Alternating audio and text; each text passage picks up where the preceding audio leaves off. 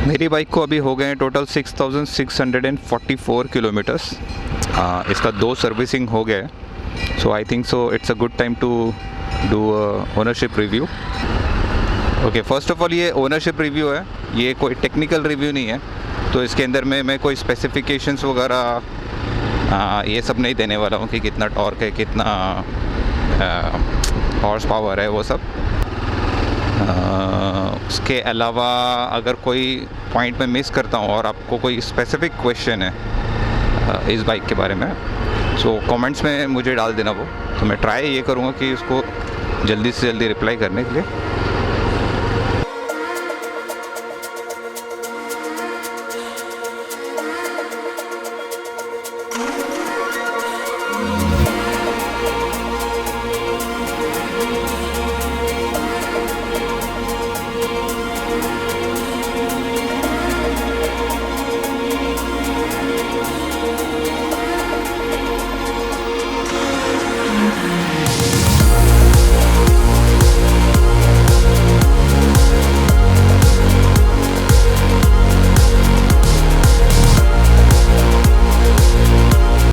SD adventure की इस bike की कंपटीशन में आई थी, वो तो सबको पता है, हिमालयन।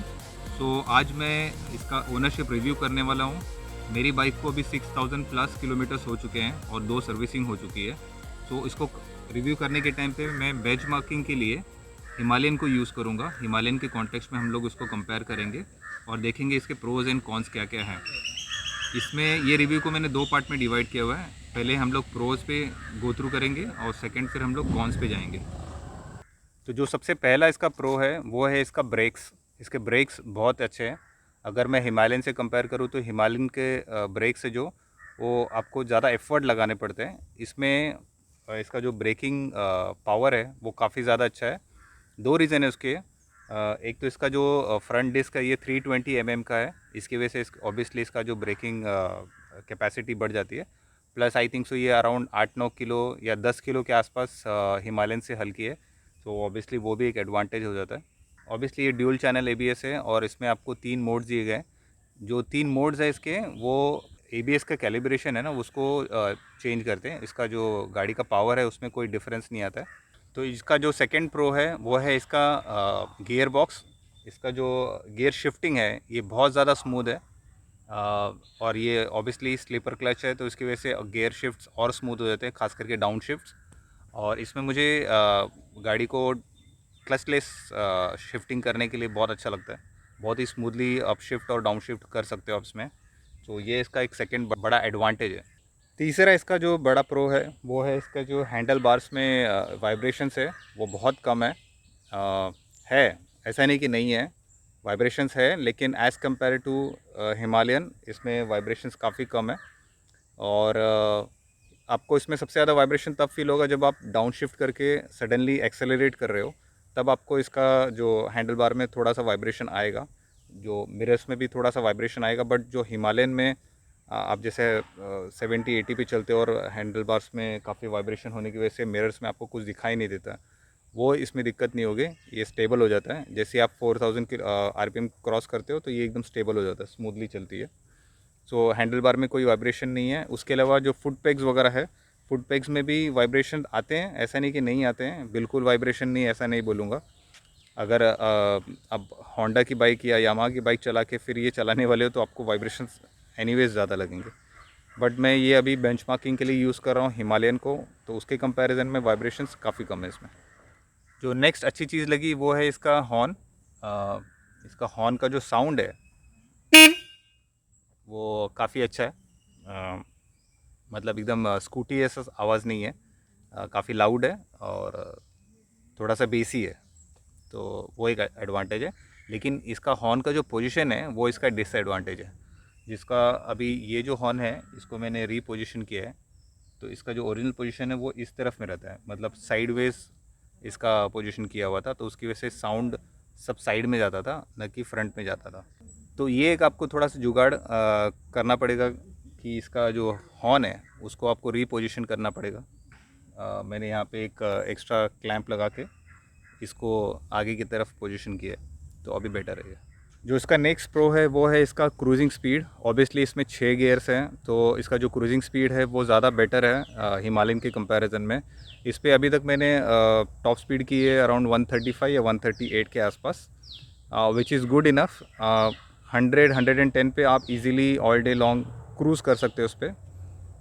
6000 आरपीएम के बाद में ऑब्वियसली आपको थोड़े से वाइब्रेशंस फील होंगे, बट 6000 आरपीएम पे स्पेसिफिकली आप टॉप गियर में अगर हो और हाईवे पे हो तो आप अराउंड 100 के आसपास में स्पीड मेंटेन कर सकते हो, जिस पे ये काफ़ी स्मूथ लगती है।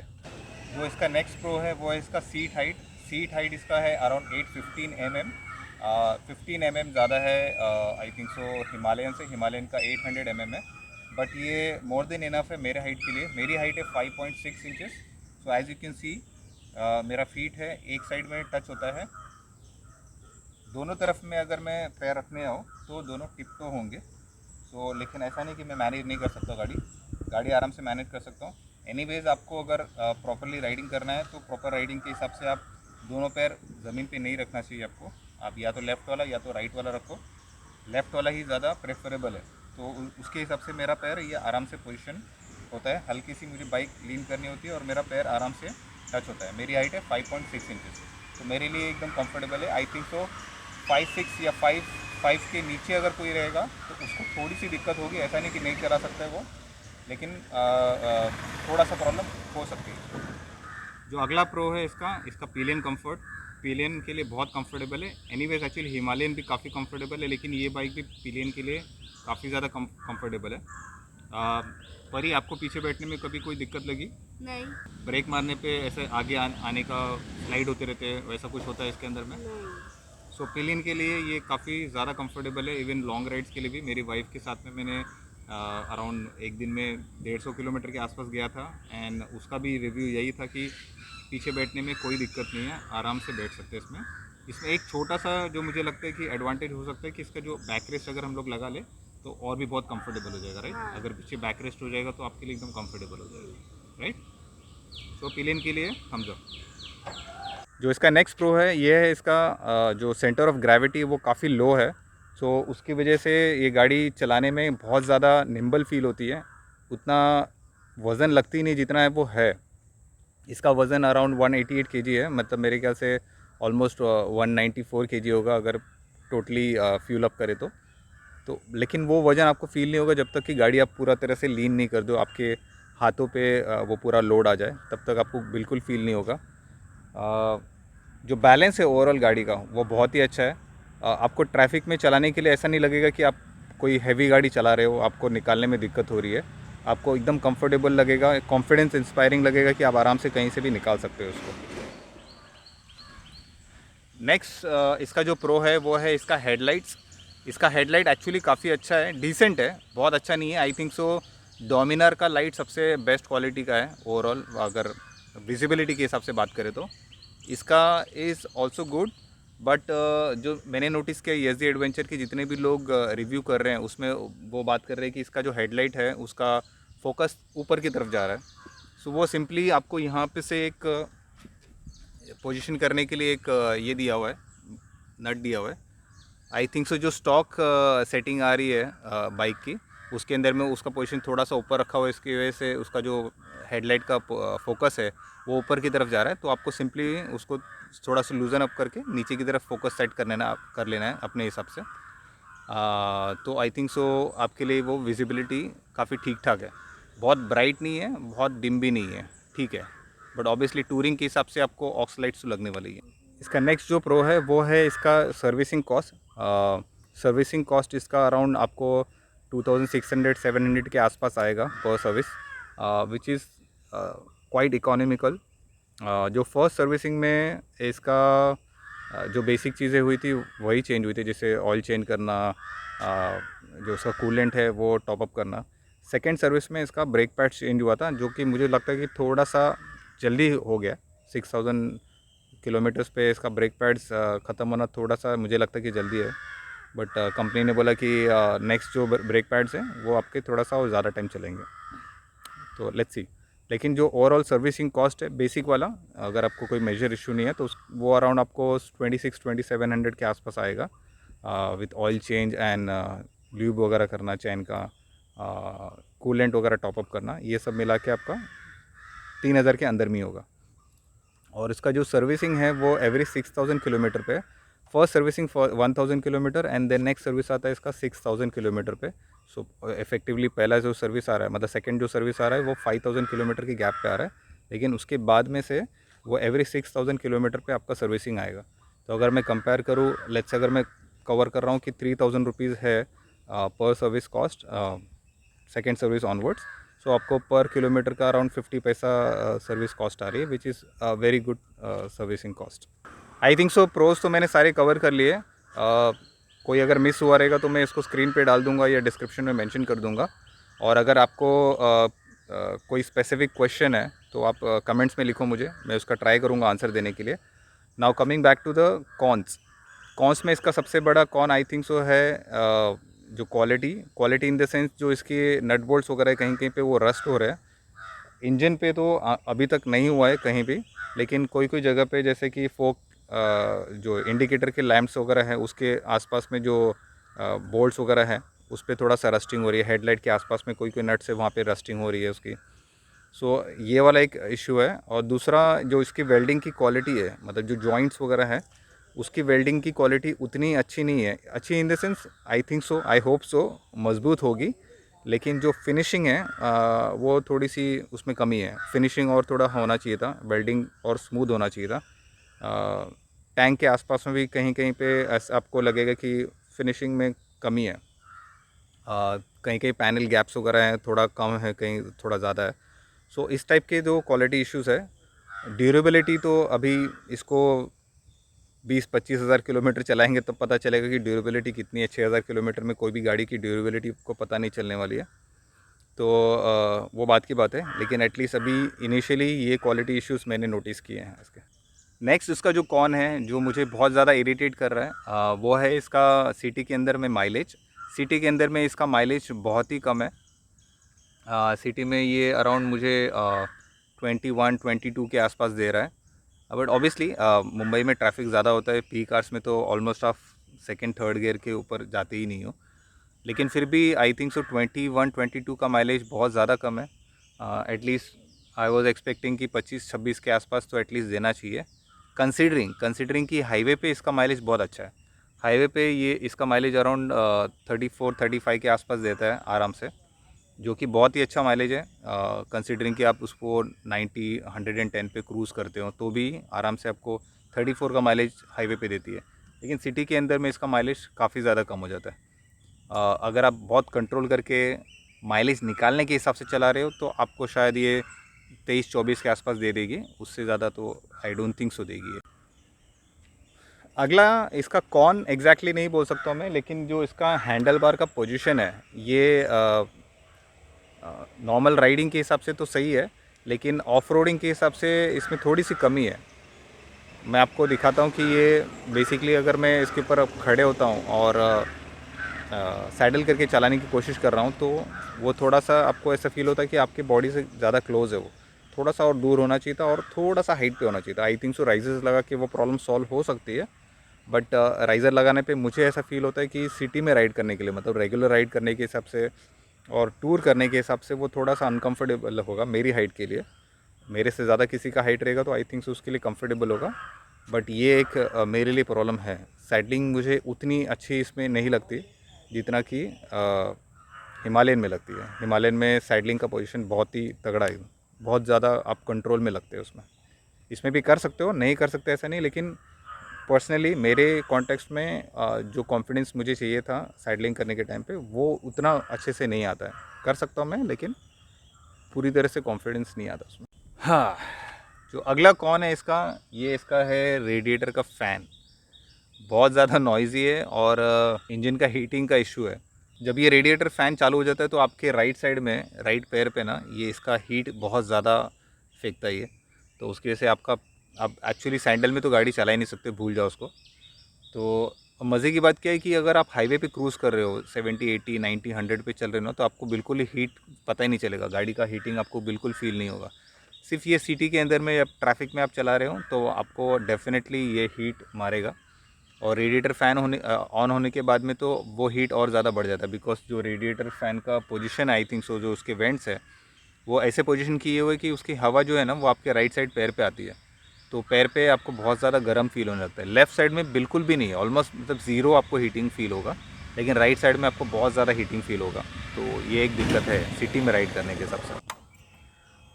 नेक्स्ट है इसका डैशबोर्ड। जो डैशबोर्ड वैसे तो काफ़ी अच्छा है, जो फ़ॉन्ट्स की क्लैरिटी है वो बहुत अच्छी है, लेकिन मुझे पर्सनली लगता है कि जितना ये स्पेस है वो स्पेस को अच्छी तरीके से यूटिलाइज़ नहीं किया गया है, और बेटर तरीके से इसको फॉर्मेट किया जा सकता था कि ताकि जो लेटर्स की साइज़ेस है वो थोड़े से और बेटर हो सकती थी। अब इसमें जो मेन रीडिंग्स है जैसे कि आपका स्पीड, ओडोमीटर, टाइम, ये सारा फ़ॉन्ट का साइज़ काफ़ी अच्छा है, लेकिन जो जैसे मोड है ये मोड आपको पता नहीं चलेगा, बहुत ध्यान से आपको देखना पड़ेगा तब पता चलता है। रीडेबल है लेकिन थोड़ा सा और बड़ा हो सकता था कंसीडरिंग जितना स्पेस है ये। सो ये एक उसका नेगेटिव है। जहाँ तक स्पीडोमीटर के अंदर में जो रीडिंग्स है वो सब की बात करूँ तो वो ऑलमोस्ट सब चीज़ इसमें कवर्ड है जो बेसिक ज़रूरत है आपकी। Trip A, trip B, fuel economy, time, इसका जो गियर शिफ्ट, गियर का पोजीशन, वो ये सारा चीज़ कवर्ड है, तो दैट इज़ गुड। सिर्फ इसका फ़ॉन्ट का साइज़ और बेटर हो सकता था ताकि ये स्पेस जितना है इसके अंदर में वो फुल्ली यूटिलाइज़ कर सके। नेक्स्ट इसका एक नेगेटिव है बहुत बड़ा, इसका सेंटर स्टैंड नहीं है, इसका सिर्फ साइड स्टैंड दिया हुआ है। इवन सेंटर स्टैंड ऑप्शनल भी नहीं दिया हुआ है, कि ऐसा नहीं है कि आप जाके इसको एज अ ऑप्शनल एक्सेसरी ख़रीद सकते हो। सेंटर स्टैंड का कोई प्रोविज़न ही नहीं है इसके अंदर में, जो कि आई थिंक सो इसके लिए बहुत बड़ा नेगेटिव है। बिकॉज जब आप इसके ऊपर सामान लोड करना चाहोगे टूरिंग के टाइम पे, तो साइड स्टैंड पे रहने की वजह से इसका थोड़ा सा लोडिंग में दिक्कत होती है। और रेगुलर यूज़ करने के हिसाब से दो बड़ी दिक्कत इसके सेंटर स्टैंड नहीं होने की वजह से आ सकते हैं। जो है इसका अगर पंक्चर बनाना हो, बिकॉज़ ये ट्यूबलेस नहीं है, तो इसमें टायर आपको निकालना पड़ेगा। तो टायर निकालने के लिए आपको सेंटर स्टैंड तो बहुत इम्पोर्टेंट था, तो वो एक मिसिंग है। और दूसरा ये प्रॉब्लम है कि इसके अंदर में चेन का ल्यूब करना है आपको, तो भी एक दिक्कत है। तो आपको कुछ जुगाड़ करना पड़ेगा, कुछ कॉम्पैक्ट जैक वगैरह यूज़ करना पड़ेगा इसको ऊपर करने के लिए, चैन ल्यूब करने के लिए। और एक इसका नेक्स्ट कॉन है, इसका जो इंजन है ना वो बहुत ज़्यादा लाउड हो जाता है 6000 आरपीएम के बाद में। 5500 आरपीएम तक बहुत स्मूथ लगता है, उसके बाद में ये काफ़ी ज़्यादा लाउड फील होता है। उसमें पावर रहती है, ऐसा नहीं कि पावर नहीं है, लेकिन आपको वो लाउडनेस इतना ज़्यादा फील होने लगता है कि आपको वो कॉन्फिडेंस नहीं आता कि आप इसको और ज़्यादा रेव करो। आप करने को कर सकते हो, लेकिन बहुत ज़्यादा ऐसा हार्श फील होने लगता है, तो वो एक दिक्कत है। Up to 6000 RPM it's absolutely fine. 6000 RPM के बाद में काफ़ी ज़्यादा लाउड फील होने लगता है। इसकी वजह से एक दिक्कत मुझे मतलब पर्सनली ये लगती है कि इसका जो एग्जॉस्ट है, जो कि जिसका साउंड मुझे बहुत पसंद है, एग्जॉस्ट का साउंड बहुत ही अच्छा है इसका, लेकिन वो एग्जॉस्ट का साउंड आप जैसे आप 6000 आरपीएम क्रॉस करते हो तो ऑलमोस्ट आपको नहीं सुनाई देती है बिकॉज ऑफ इंजन का साउंड। एक प्रो मैं इसका बताना भूल गया, इसका जो एग्जॉस्ट का साउंड है वो मुझे बहुत पसंद है। एग्जॉस्ट का साउंड बहुत ही अच्छा है। इसका जो डीबी किलर्स लगे हुए हैं वो आपको एक्चुअली नहीं निकालना चाहिए। मैंने वो निकाल के भी ट्राई किया, बट वो निकालने से ये ऑलमोस्ट बुलेट जैसे साउंड करने लगती है। लेकिन वो डीबी किलर लगाने पे इसका जो साउंड आता है ना वो बहुत सूदिंग साउंड है। तो let me just show you the exhaust sound.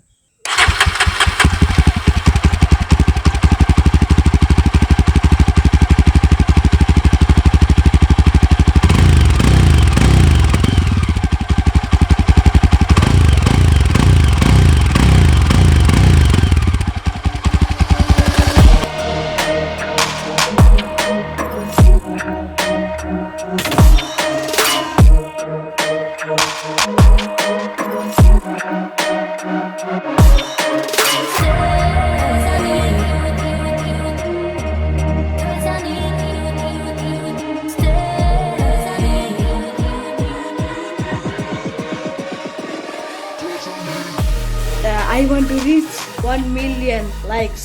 So please,